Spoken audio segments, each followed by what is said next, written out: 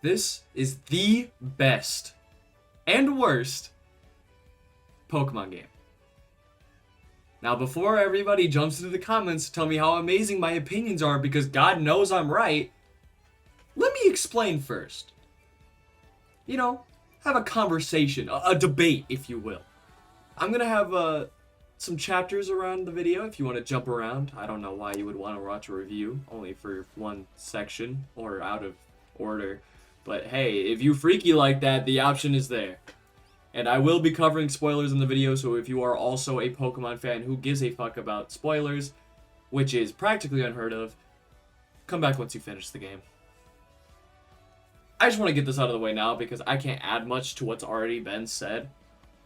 The graphics of this game are good, but horrible. Like how this game is the worst and the best. The graphics at a glance look good, but you squint your eyes open just a tiny bit and you see it's not.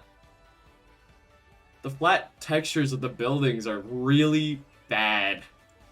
However, I've been seeing a lot of people saying it's like the Antichrist. Like, there are some people who are just ripping in on the graphics, which is fair. But honestly, the flat textures, while ugly, don't ruin the game for me. There are so many more things about this game that are extremely bad and have something to do with the core of the game. But getting upset over flat textures and reflections in windows not being correct, while there is a whole game here that has a plethora of problems, it just seems petty to get that upset about. If you're gonna hate on something, hate on it for good reasons. Obviously, it's crazy that Game Freak put that little effort into their textures, but come on. The textures on the Pokemon are also pretty bad. You can see it so clearly on Zygarde's complete form, and even Pokemon like Malamar. I don't know why the textures look like that, if it's a bad resolution, or if it's just a bug, but I hardly see anybody complaining about that. And I'm sorry, but I want my Pokemon in my Pokemon game to look good. I couldn't give a shit about the reflection in a window when the main focus of the game looks like shit. An argument can be made for the flat textures on the wall because you are seeing these flat textures everywhere you look. But, if you're going to make an entire game in a single city with no wide variation in style, you could at the very least make it look pleasing, because it is exhausting to see the same brown and tan textures with slapped on pillars that are thinner than Ryan's ass. Also, another problem with the graphics that frankly people have not brought up enough is when you're on rooftops and you look down, you can see the textures on the ground below you clipping in and out of each other, or just completely phasing out of existence. I don't know what causes these kinds of issues, but the fact that this visual glitch happens frequently shows how little Game Freak really cared about the graphics at all. And I mentioned this a little bit a few sentences ago, but the setting taking place only in Lumio City was a awful decision.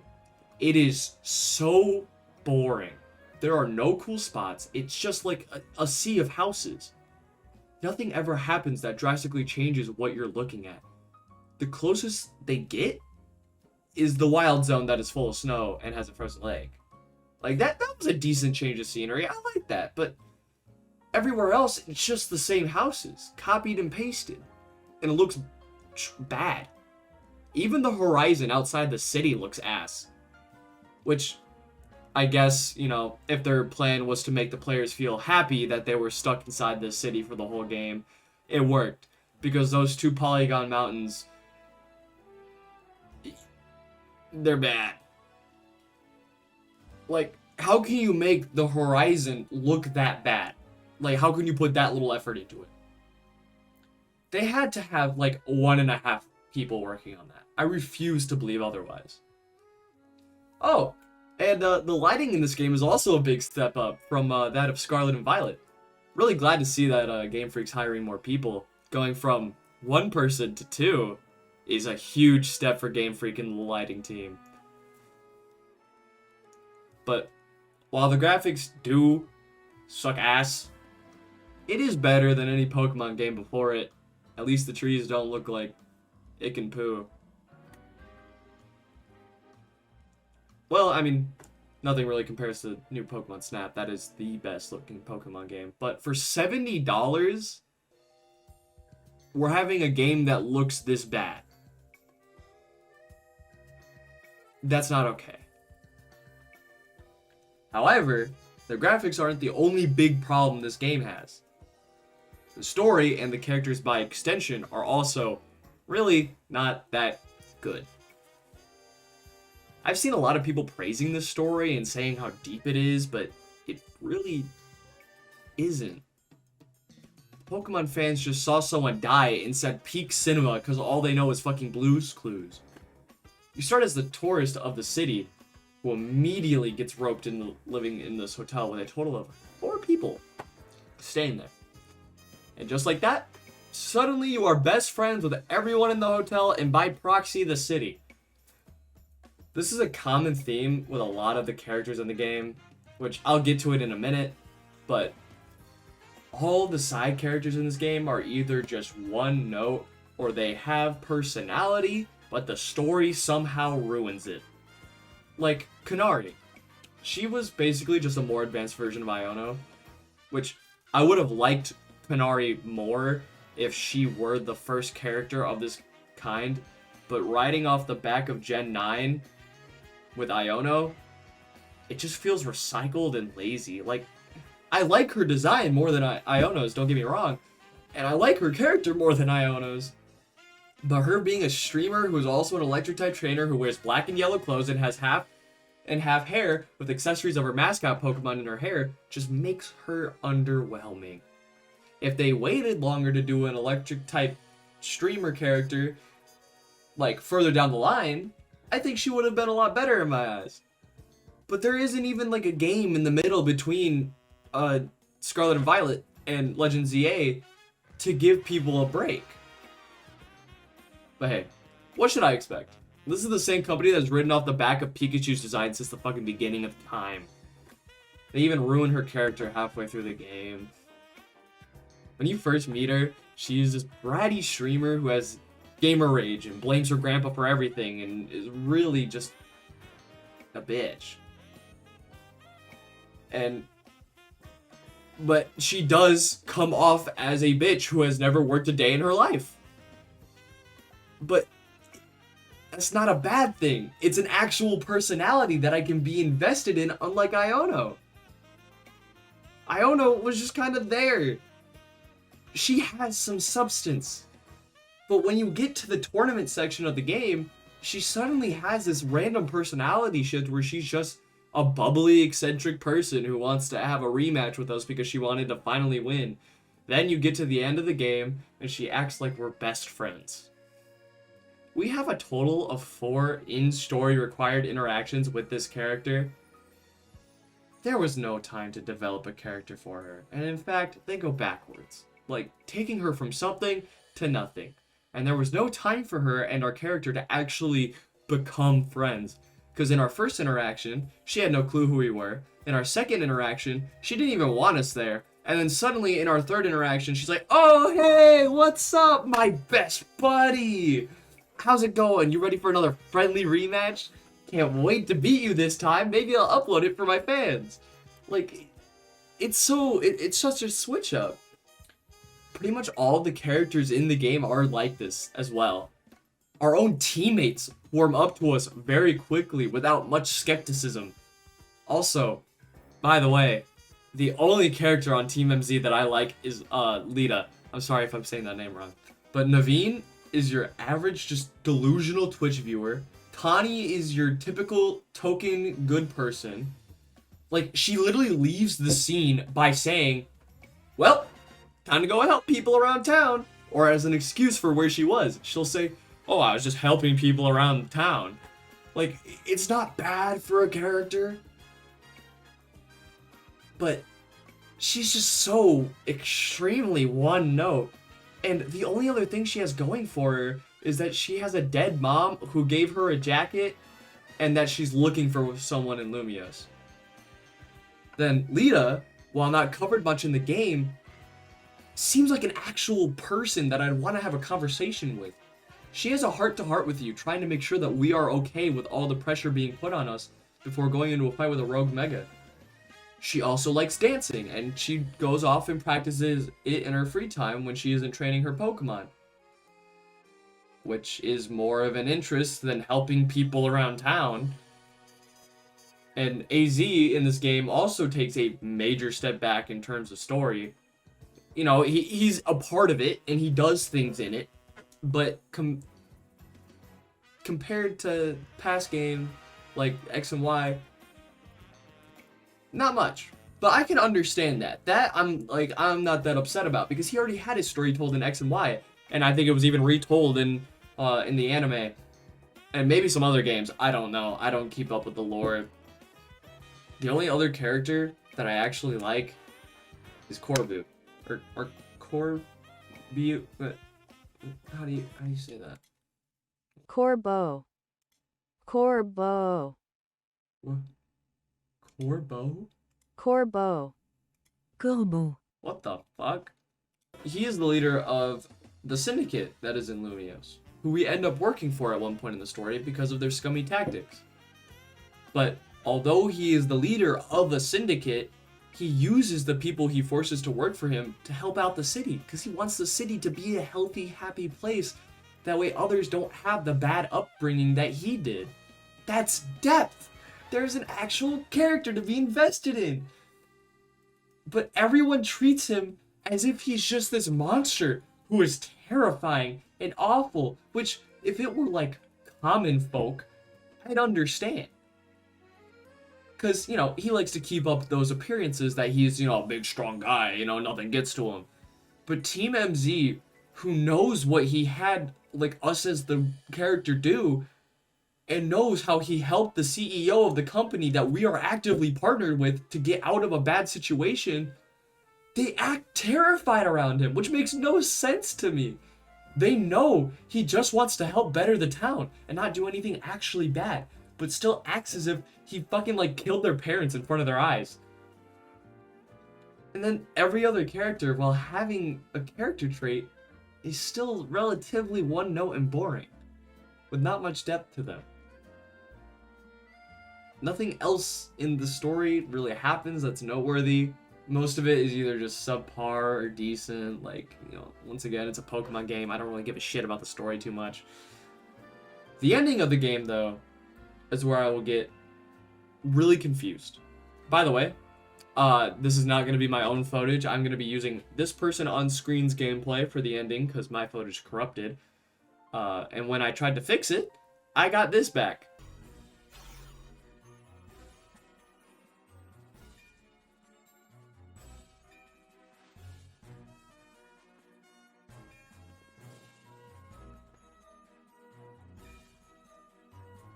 Yeah, they asked $20 for this. So I'm just going to use their gameplay. And link to their channel will be in the description along with the video. In the ending of the main game, all of the side characters come together to help you get to Zygarde. But during this conversation, they all act as if they're friends and even close friends with us, the player. But I never see this happen. On top of that, we were told about how the city is being overrun with rogue Megas, and we have to put a stop to Mega Floette. But we don't really see any of that either. Some of these things are just told to us, but never shown. This is very, very common in Pokemon games, but this game especially. There are so many times where they just tell us that this cool thing happens, or this thing is going on while we're doing this. But we never see it. And that's why I feel like a lot of the characters being so friendly with us near the end feels weird. Because it's as if there was some off-camera development between the characters that we were just never shown. It just comes off as if we missed a portion of the story. And they even have the characters not sacrifice themselves, because this is a kid's game, but try and hold back the Megas from reaching us. And this is supposed to be some big character sacrifice. Like, for them all to come together for one common goal of saving the city they love and make the ultimate sacrifice to save their city, but I feel nothing. I never got to truly get to know these characters or make a real connection with them because the time spent with them is so minimal. I understand Game Freak tried to give us these sections where we get to learn more about their characters and dynamics and who they are as people to help the player grow a real connection with these characters. But it's just forced to me. Like, it doesn't ever, like, do it for me.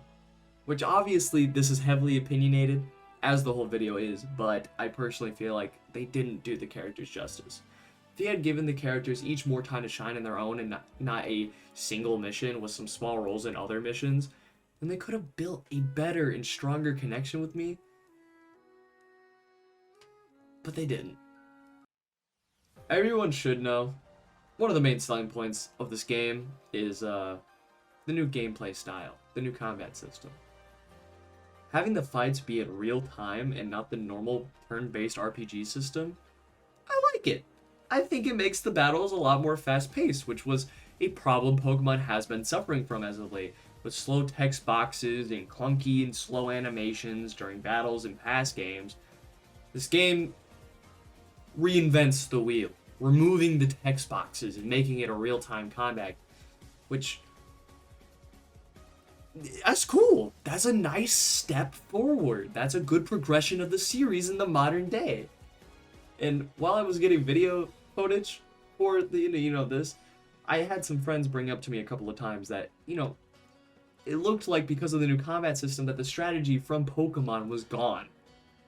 But honestly, it feels the same to me.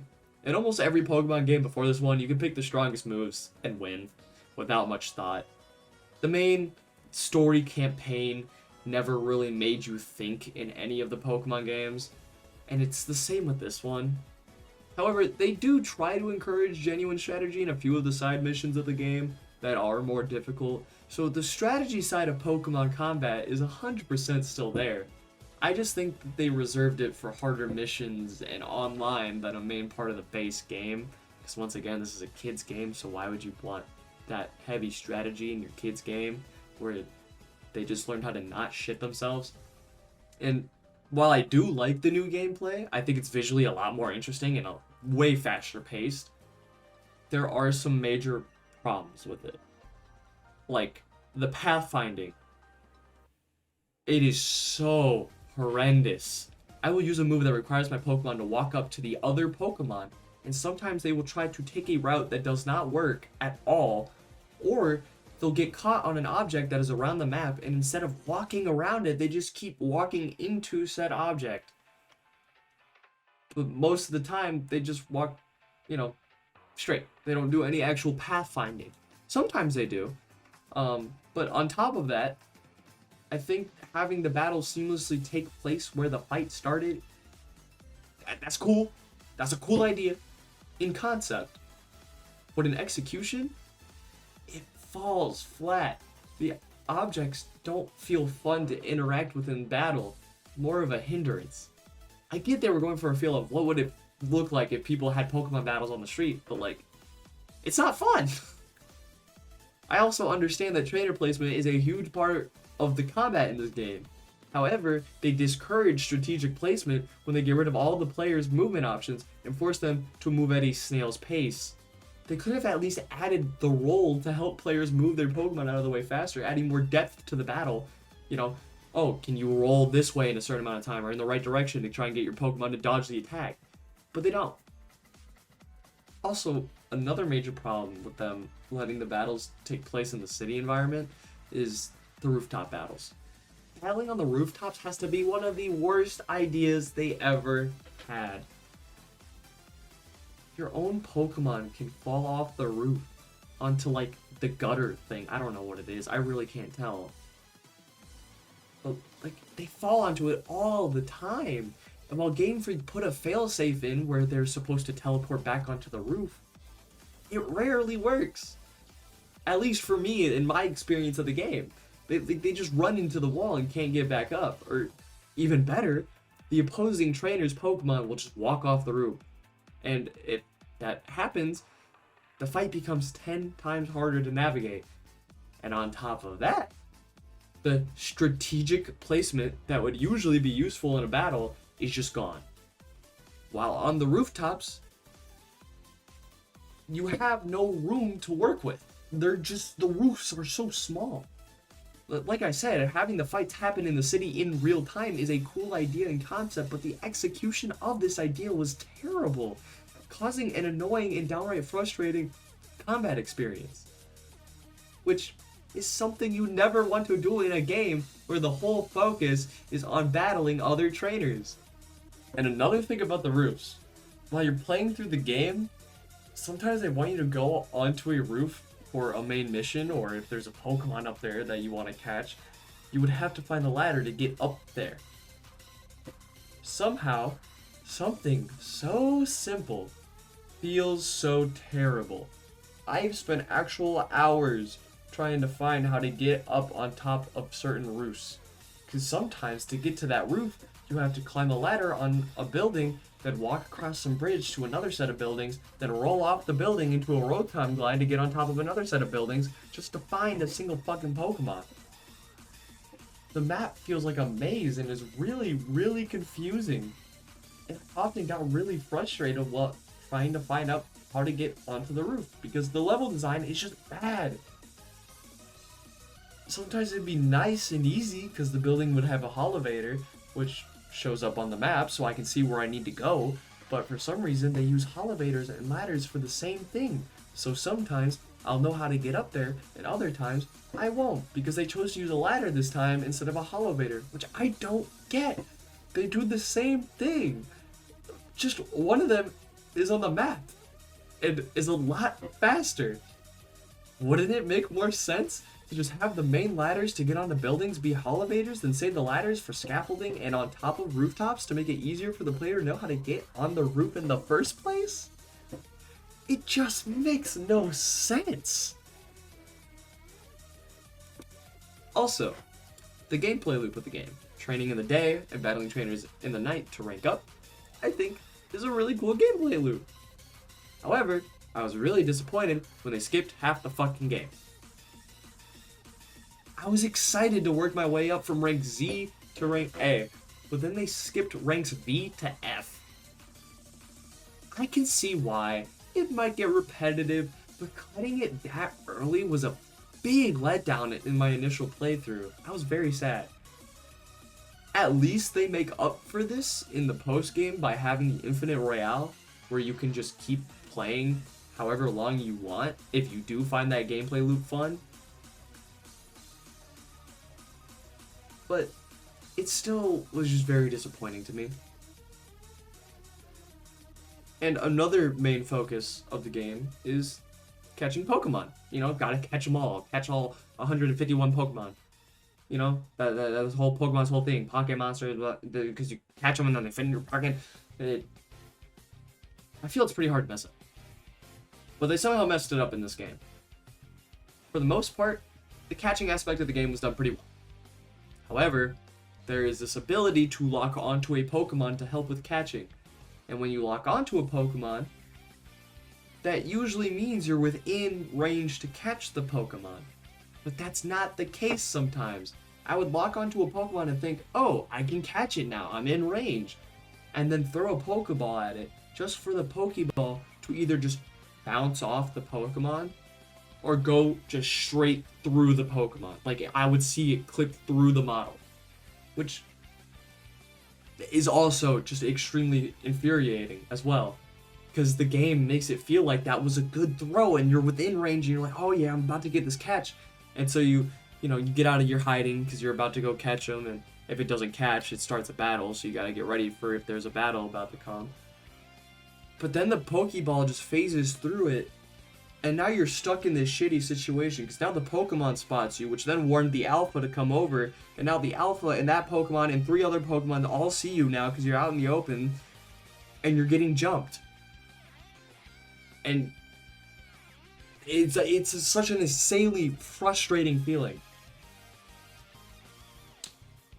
Once again, if this is a main part of your game that you want the players to interact with, and you're going to market the game with this part of the game, your entire franchise is built off of it, then you want this part of the game to feel good. If this kind of thing didn't happen often, then whatever. You know, obviously bugs happen, no game is perfect. But I would experience this happening every 1 in 20 patches I tried to make. That shows how unpolished the game is if both main gameplay aspects of the game are just buggy and undercooked. Speaking of undercooked, the boss fight. You just fight flowers. You fight 2 flowers, and then it switches to Zygarde, which I felt like it was gonna set up for us to control him and like fly around the tower, chipping away at the health while dodging attacks, like really cool, like some fucking Demon Ex Machina kind of like shit. But that never happened. I'm not too upset about it, because, you know, that was my fault for expecting a Pokemon game to do something cool. However, if you are going to set up this big, giant, and cool final boss, wouldn't you want the final battle to be as big, giant, and cool as the final boss, not just sitting on the ground seeing nothing but debris and fighting just 2 flowers and then having Zygarde do a 1 move afterward that is him just pissing on the tower? Like, come on. If you're going to have Zygarde have his own dedicated segment for using 1 move at a time, the least you could do is make them look visually pleasing and not just him pissing.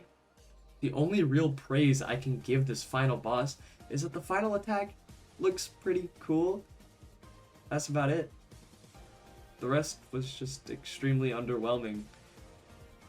Also, during the build-up to you getting to Zygarde to start the final battle, when a group of Megas would show up, they would just copy and paste the same 2 or 3 Mega Pokemon. Like, come on, man. You guys have 62 Megas to use here. Technically, 59, because 2 of them are legendaries that you don't get till the post-game. So it wouldn't make much sense. But you have 59 to work with, and you choose to use only a fraction of them in the game. Would it have really been that hard to swap out some of those Mega Pincers with other flying Megas, like Pidgeot, Alakazam, Metagross, Beedrill, Dragonite, Gyarados? Like, that's already like this 6 or 7. You're telling the player that this whole city is being overrun with rogue Mega Evolution because of the Mega Energy spilling out from the tower, and you're showing me 5 of the same Pokemon. And that's supposed to make me believe that, like, the whole city's in shambles and tons of Pokemon are Mega evolving when they shouldn't. That's not it. Like, that doesn't scream the end of the world. Or the end of the city. There's not even like any fire or anything. Like they literally just make some like debris in the center of the map and they kind of just call it a day.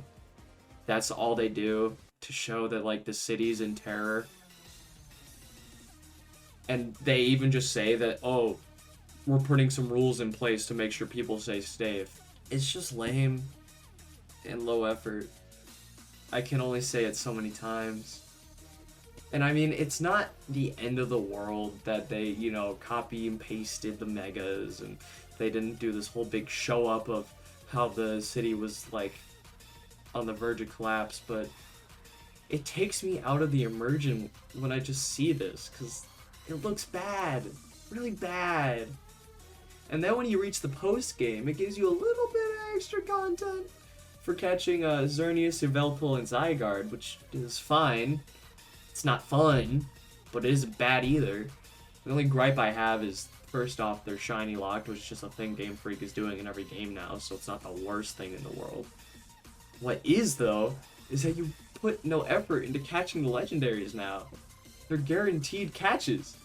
So what is even the use of a Master Ball anymore? The legendaries are supposed to feel earned. I don't feel like everything building up to getting the legendaries is worth the reward of the legendaries. Back in my day, the legendaries felt earned. I felt like I deserved it. And then as another optional post-content thing for the game, the shiny charm. It is awful to get. What made them think it was a good idea to have these missions to get the shiny charm? With every game, it's usually just fill out the Pokédex. With Arceus, it was still that, but it had a bit more work to it to register a Pokemon into the Dex, which is why I never filled out that Pokédex. But with this game, you not only have to get every single Pokemon and Mega Pokemon, but you also have to catch 50 Pokemon of each type, then do certain other random missions like going to a cafe a certain amount of times or sitting on a bench a certain amount of times. But the problem that I have with this is, and this is awful, you have to battle 1,000 trainers. You can't not battle 1,000 Pokemon, 1,000 trainers. This is awful. And as I'm writing this, I haven't even done the 1,000 battles yet. I plan to. But the main problem is that it is so time consuming. Same with catching 50 of every type. It doesn't feel fun to do in any way, and it just feels grindy. If you're making a game, I feel like one of the main goals of your game should be to have fun. I understand it's an RPG, so you can't avoid being grindy, but in this case, they could have. You need exactly 100 points if you do every other mission besides fighting the 1,000 trainers. Would it really have hurt that bad just to not have us do the mission? Even if it is a post-game item that is optional, you want it to be fun to get. At least with Legends Arceus, filling out the Pokédex was fun because they had a fleshed out catching mechanic, making it more fun. But with this, the battles are so annoying, and making a goal that big makes the battles feel slow when you're trying to complete the mission. Even some of the normal side missions feel awful. They're so slow. Most of them result in you can't beat me because I'm using this technique. Then get one shot and say, wow, I didn't realize that my technique had flaws. Thanks for showing me that. Here's a TM that correlates with it. Some of the side missions are cool. Like, my favorite one was the finding the Spadoo around the museum. That was really fun. That was unique, and I wish there were more like that, because there were Spupa and little cute hiding spots, and it looked really cool, and I had a good time trying to find them, because I wasn't spending all this time looking around for them because they were in hard spots. It was a small mission where you look around and you see where they're at, and it's like, oh, that's cute, you know, they're trying to act as if they're wearing the suit of armor, or if they're a Pokeball, or if they're trying to just take in the museum atmosphere, or stare into a painting longingly to understand its purpose.